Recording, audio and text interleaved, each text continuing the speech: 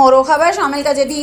सिंधी अल्ताफ़ सूमरो की रिपोर्ट मुताबिक़ government girls degree college पटीतन में सीरत नबी कॉन्फ्रेंस थी, जंहिंजी सदारत कॉलेज के प्रिंसिपल प्रोफेसर बख्श अली चांडियो कई। छॾे त प्रोग्राम जो मेहमान ख़ास principal government degree college Naushahro Feroze professor Khalifo Afzal Ahmed Memon हो।